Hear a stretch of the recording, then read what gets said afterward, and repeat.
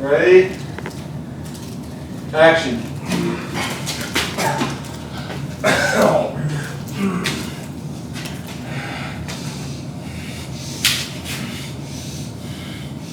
I'm not asking for much. You can make things better!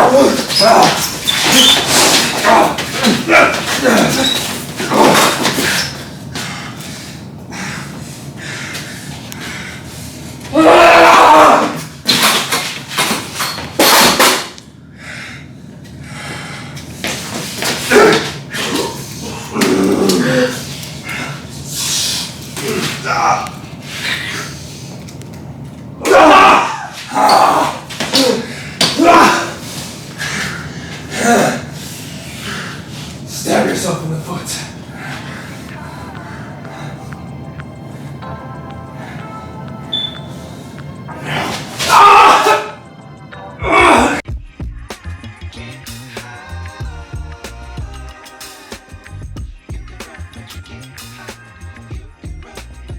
Alright, so episode 5, I think, is the most, like, what the fuck episode. Yeah, because it starts off with a character we don't know. Yeah. Starts off with Haley, and she's walking through the diner. Mm-hmm. Also, just the same kind of place as Ronnie, like, except she has a job.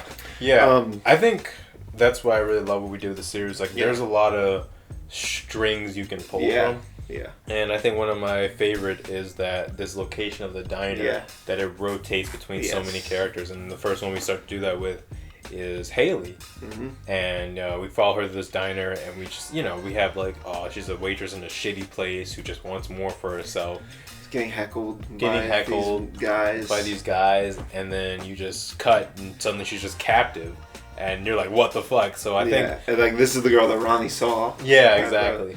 She's getting yelled at by her boss, and then she's like looking in their eyes, trying to force a smile, trying to be happy, and it just cuts to her being kidnapped.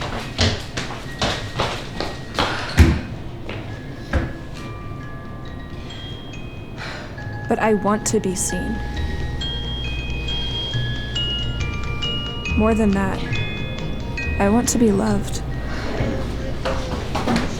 Haley, I need a pie at table 2, a steak sub at table 7.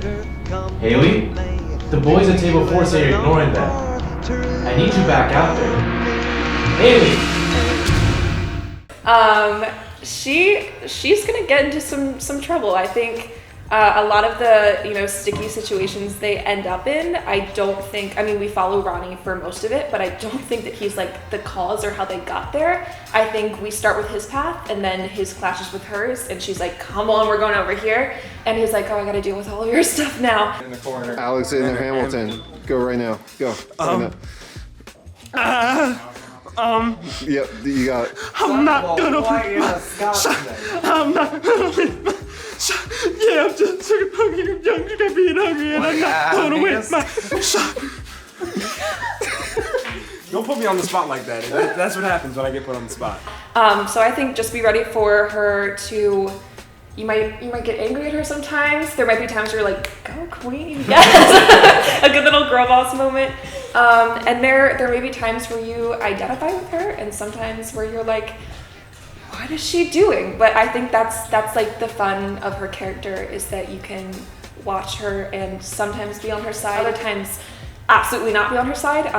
She has such a duality, which I think is going to be so fun for viewers to like witness. You know? It's just not. It's barely hanging on. Do you want new tape? You glisten too much. Continuity, John. It's tape. It's this one is such a fun one. I think I know, John, you had a lot of. Yeah, this was like if episode 4 is like your baby, like I feel like episode 5 is like my baby. Yeah. Like episode 5, it might be maybe my favorite because it has Ronnie and his character and his quips. Help me! Somebody help this fucking guy! It introduces us to Haley and David, which are two very complex characters that just like are crazy. It has a great twist at the end that we'll get to, and then has a good fight scene, I feel like. Action.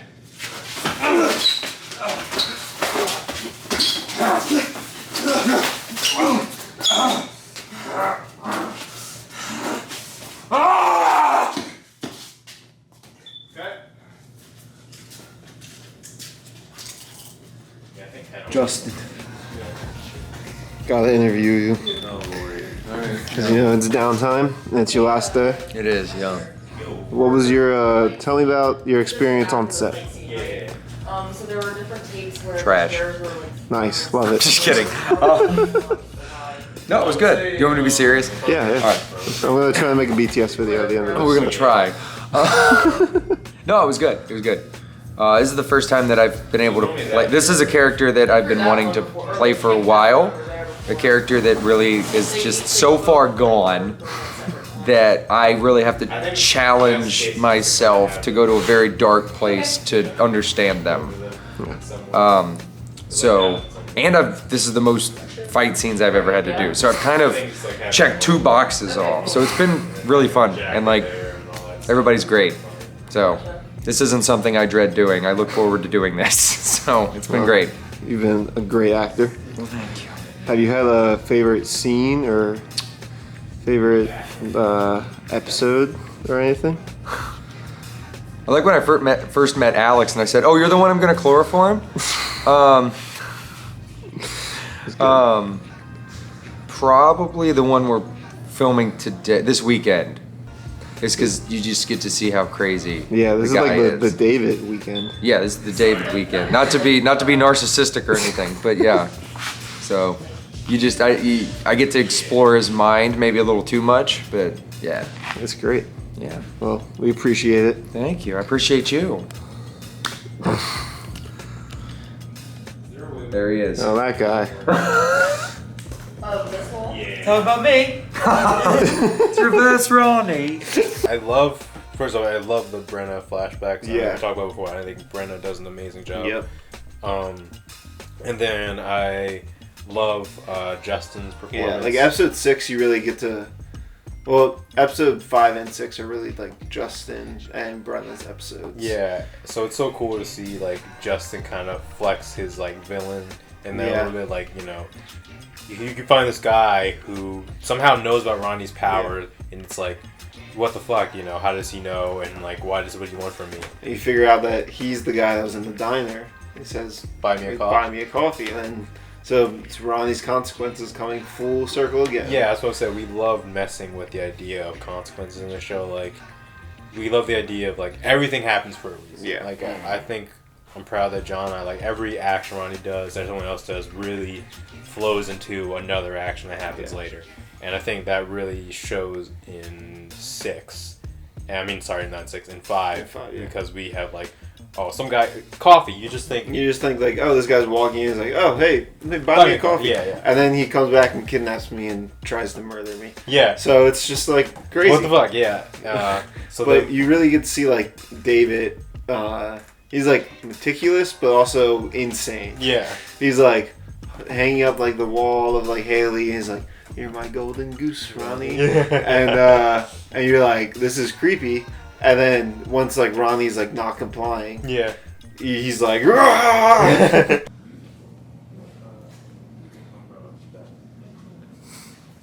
He has the power to fix everything.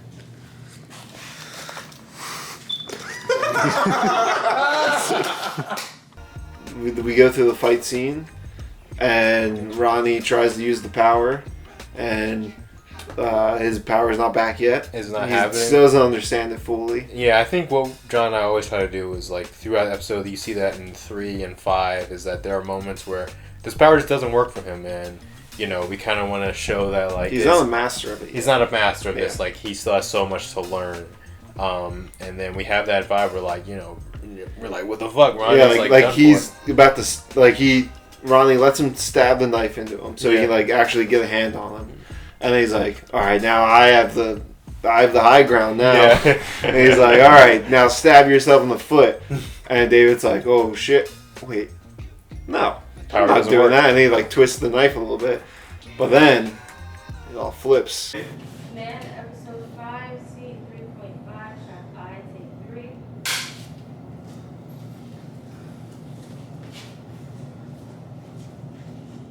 Ready.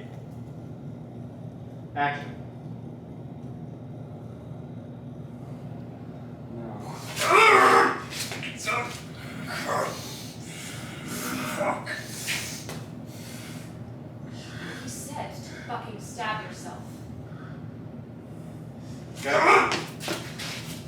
when Haley comes up and he's like, "You said stab yourself in the foot," and then Justin's like, and it's like there's more people with the power. I remember like in writing that when John and I kept up, we were like really set on not having just a regular kind of damsel in distress in the show. Like we really wanted to give more to Haley and Brenda's character. I think in the beginning, like I really feel like we just had her as like just like a person that was gonna be. Like, I think it was like a love interest maybe. Or something like that. Yeah. But I remember there was like one moment. I remember you texting me. You're like, "Hey, what if Haley has the powers too?" I was like, "Wow." And then like we were talking about it, I was like thinking about it more. I was like, that's great. So that was So I think it's one of our favorite twists of the show, and I think it adds so much to like the character. Like you have all these what the fucks throughout the like episode, and sometimes you get little answers, and suddenly you have this like what the fuck. Yeah, she has it too, and you're like, how does she have it? Like what happened to her? Yeah. Like,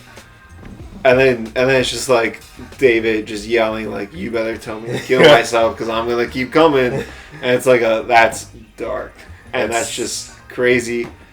And you're like, who are these two people that we just met? And we're going, like, the viewer's going through it with Ronnie. Yeah. Because Ronnie's just like, what is happening? Yeah.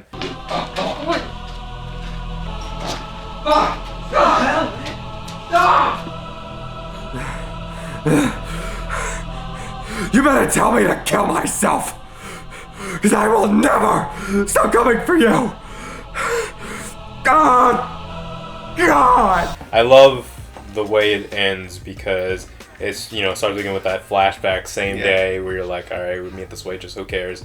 And then you get there and she's still being harassed, and then you just hear her voice go like, hey, don't be disrespectful.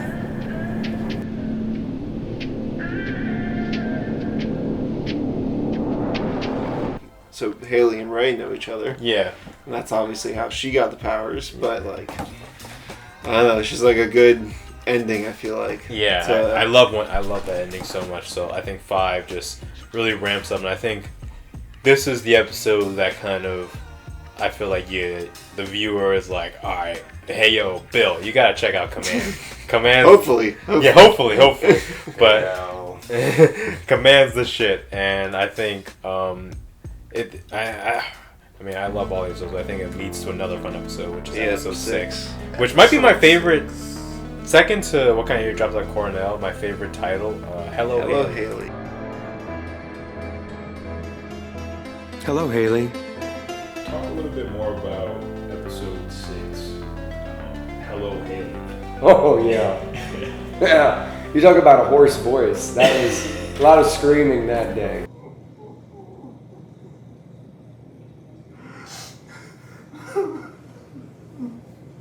Okay. I feel so vulnerable right now.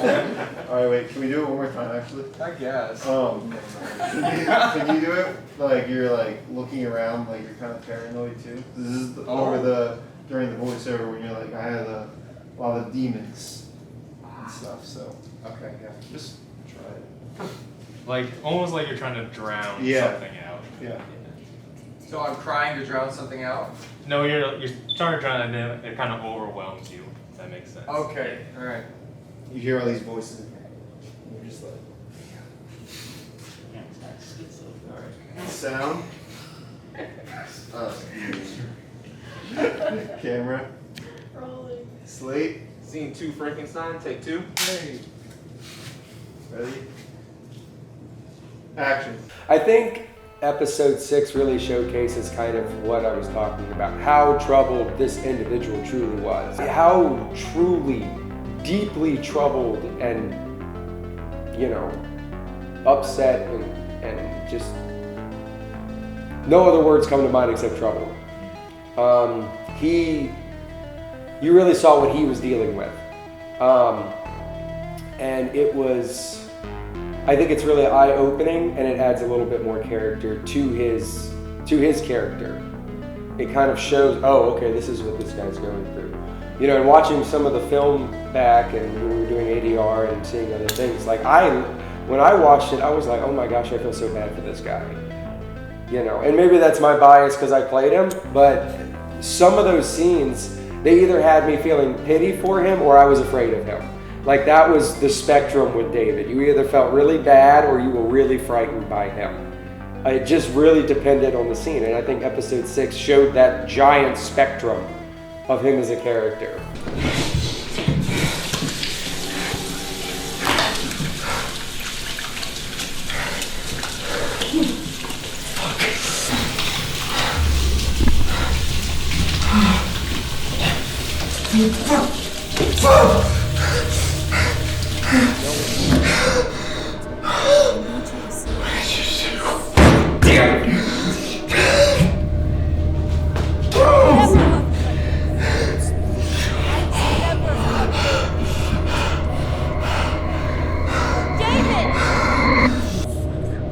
Episode dedicates itself to Justin and his perspective and the flashback there, and we kind of, this is the first time we're in well, I guess, you know, one of the few times we're in someone else's mind besides Ronnie, with David's character. Yeah, and we just, episode 5 has like we have a little bit of Brenna, yeah, a little bit of Haley in her mind, but then episode 6 is really dive into it's called Hello Haley, but really it's David's. Yeah.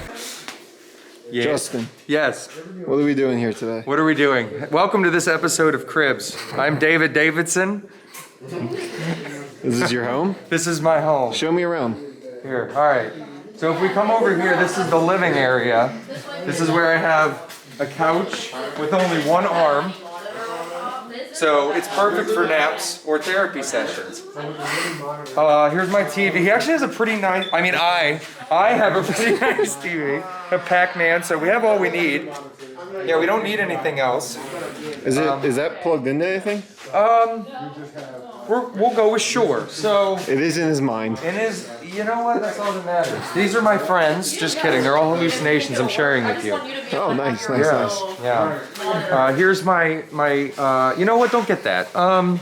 And we kind of get deep into his psyche of how, like, you know, he's this tortured man, you know, looking for an escape, and he thinks it's love. Like, he finds this girl that her touch just relieves all the darkness in him, and he's like, oh my god, like, you know, I have to be with her. I love her so much, and he becomes obsessive. You know, he got the wall of Haley, and he's waiting for her, like, you know, basically shaking her to come, and you can still see his disturbed mind leaking in and being like, you know, she's a dang, you know, like, she doesn't love you, all that stuff, and then suddenly she's being hurt. Yeah, exactly. And he's like, only I can help this.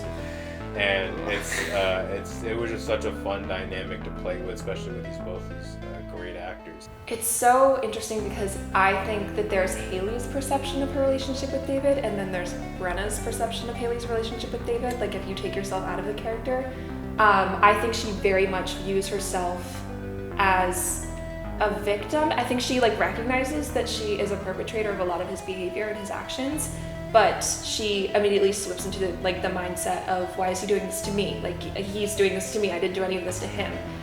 Whereas it's more so like a chain reaction of things that I don't think she realizes she has so much power over what he's doing, and she drove him to this point. So it's cool for me to be able to see that, but I kind of wish that I could tell her that before she does all the things she does. But alas, you know, hopefully she can change, evolve, but we'll see. Don't give up yet, David. I still need you. No, you said you didn't want me, but you have a boyfriend. Don't you get it? He's hurting me. I need you to save me. Save me from him.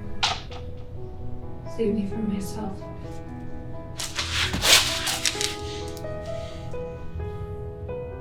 I love you, David. I love you too. Then show me.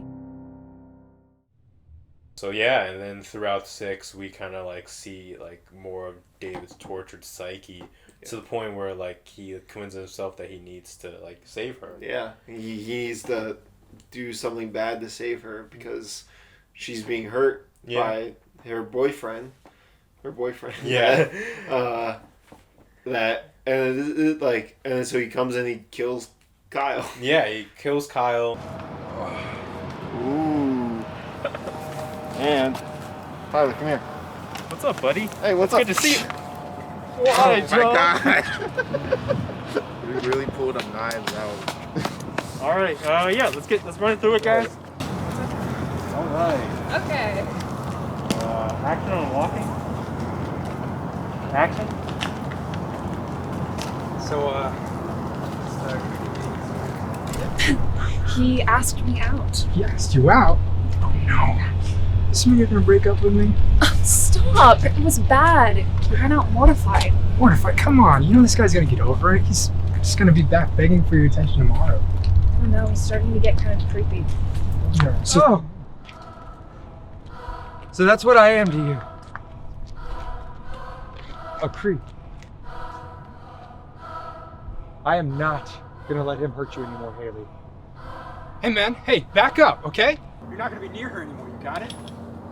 I'm talking to you. You have anything to say, bro? What's up? Yeah. You don't deserve her. Kyle!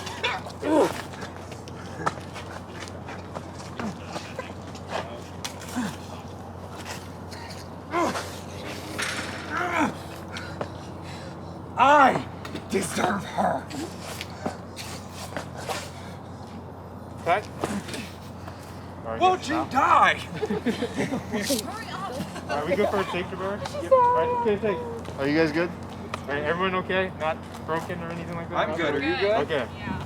And you also can see that like David isn't necessarily a inherent evil person. Like he is a tortured soul that is haunted by these demons, and like, you know, Haley comes in and he's like, oh, I can fix, like, someone that can finally relieve this, like, love, I feel this, and it's great. But then, like, you know, he kills this person, and like, you know, he's like, what the fuck did I do?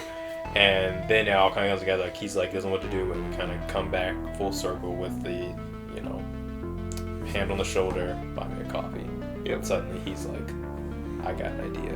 Yeah. And it's like the consequences of now not only Ronnie's actions, but like Haley now has to deal with consequences of her actions too, because now David, if you better tell me to kill myself because I'm gonna keep coming. Yeah. And it's crazy because he's a man on a mission. Yeah. Speaking of on a mission, go to 7. We got Episode 7. We're back. Episode 7. Fuck, he's not answering. Damn it. He needs to be stopped. I need to go to my grandfather. If David's been following us, he's not safe. We just need to get there before David does. We will. What the hell are you guys? Please keep driving. Where did you get them?